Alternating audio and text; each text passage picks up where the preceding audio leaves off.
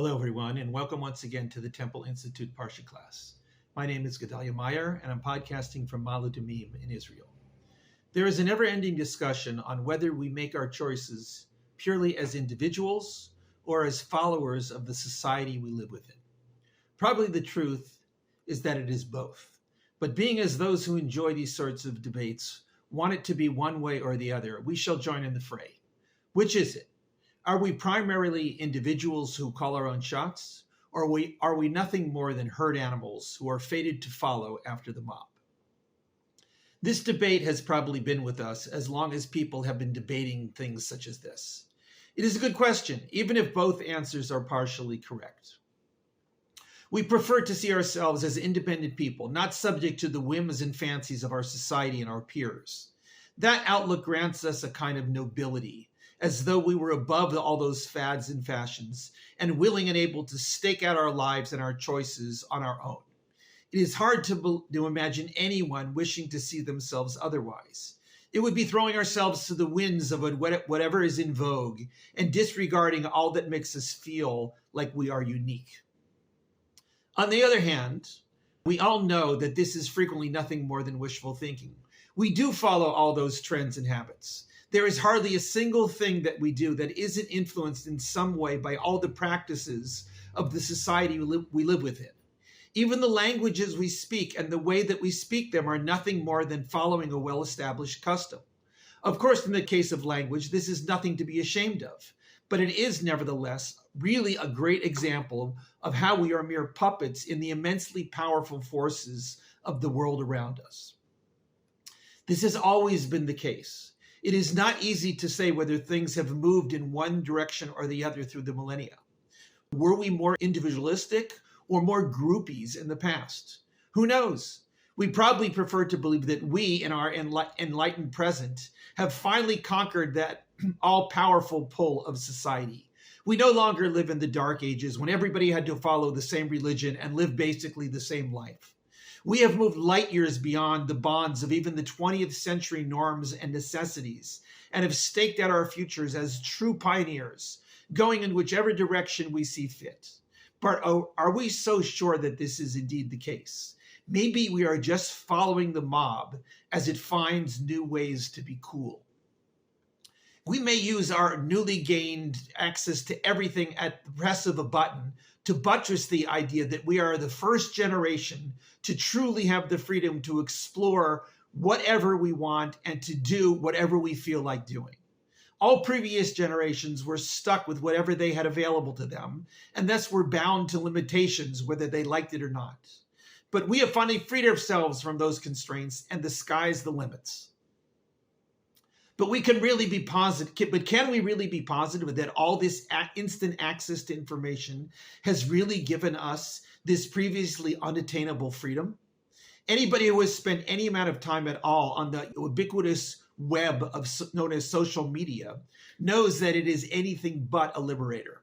It may give us access to all that we could wish for, but it traps us in its grips more firmly than any book or television show did in the previous century. Not surprisingly, it was no different in biblical times. There were societies that held people within them like glue, and there were individuals who staked out on their own to find new paths that nobody was on. Abraham was certainly one of the second type, but Israelite society as a whole demanded a huge amount of conformity. Most people had to fit right in, or they would suffer the fate of banishment, to some degree, a fate worse than death. They needed laws and customs to hold everything together, but they also needed a bit of breathing room to find their own course. This week's Parsha is called Mishpatim. That word means laws or judgments. This Parsha is the first of a few in the Torah that consist of almost nothing but a series of laws. Parshas like this come up in Leviticus and Deuteronomy, and there are several shorter sections throughout the rest of the Torah that are long or short series of laws of various subjects. In the case of Mishpatim, the laws tend to be of the civil variety, meaning dealing with monetary and property issues between members of the society.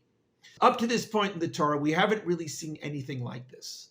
The Ten Commandments was a list of laws, and most of them were societal laws, but they were more like main categories of things that Israelite society would be built around rather than the gory details. This Parsha is those details. This does not mean that it reads like a law book. This is a biblical law code, but it is nothing like what a potential lawyer reads in a law school text. There is a mixture of civil and criminal law, to say nothing of pure customs that wouldn't be recognized as laws at all today. In the middle of laws about murder, injury, and kidnapping, we have something about cursing a parent. After a long series dealing with all kinds of animal damages, stealing, responsibility of watching things for others, and borrowing items, we find stuff about killing witches and bestiality. Then there is a list of the pilgrimage festivals, the first of several in the Torah. These are biblical laws, but they wouldn't be called laws today. That whole series closes with the famous, quote, "Do not cook a young goat in its mother's milk," which ultimately produced an entire branch of Judaism centered around the prohibitions of cooking and eating milk and meat together. The legal portion of the Parsha ends with a kind of promise and warning concerning when the Israelites will finally enter the promised land and put all this to practice. It is a double-edged sword stating that things will go well if the laws are followed, but disaster will strike if they are not. The last chapter of the Parsha has nothing to do with any of this, or so it seems. It is apparently a recap of the events dealing with the communion with God on Mount Sinai in last week's Parsha. While this is generally understood as a different event than the giving of the Ten Commandments, the truth is that this is not altogether clear. It has the same narrative of Moshe going up the mountain to commune with God, and pretty much everybody else left down below as mere outsiders. But Moshe does have a small entourage with him this time, and it seems like something different is going on.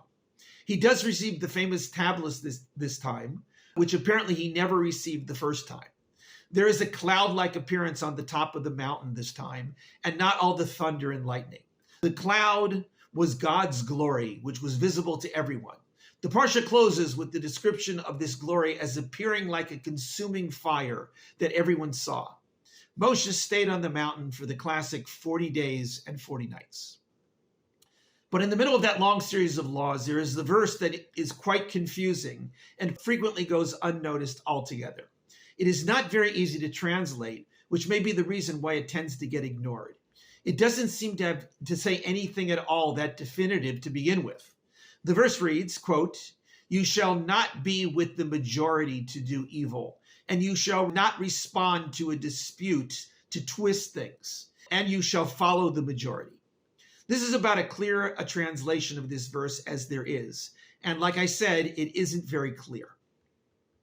On top of that, the end seems to contradict the beginning. First, it says, "You shall not be with the majority to do evil." But then it says, "You shall follow the majority." What's that all about? This one isn't that hard to answer. Don't follow the majority when it comes to doing evil, but do follow them otherwise. But this hardly needs to be stated. The fact is that the three parts of this verse seem to have been written in a kind of biblical poetry. The final word in each verse always rhymes. It is possible that this was a bit of poetry in the middle of all these lines, but it still would be nice to know what it all means. The classic rabbinic interpretation has all three of these phrases providing details for how to conduct a judicial trial. It may not seem that the verse has anything to do with that, but rabbinic law tends to see everything through that lens. The majority is followed in general, but not in a case where a problematic judgment has to be rendered. Witnesses should not speak in a case where they would pervert justice, even if they have something to say.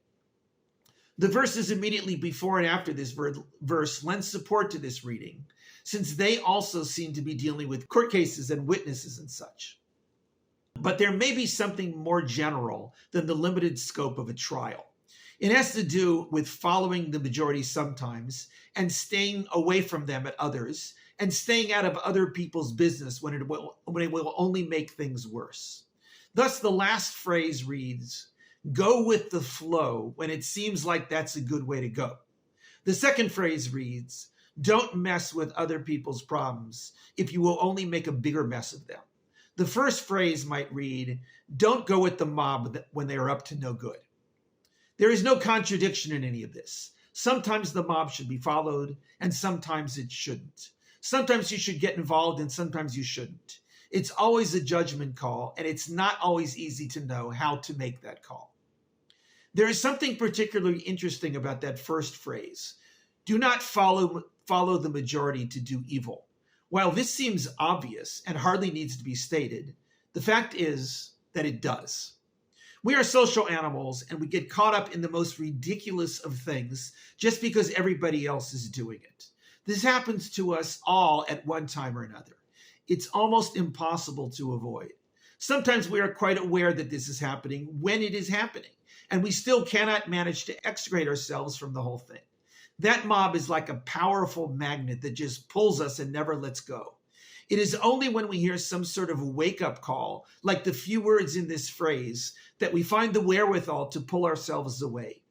Don't follow the mob when they are up to no good. How simple a statement, but how difficult to follow. It's all because we have that dual personality within us. We are individuals and we can think for ourselves, but we are also one of the herd and can't. Sometimes being part of that herd is the best thing in our lives. It makes us feel like we belong and that we count.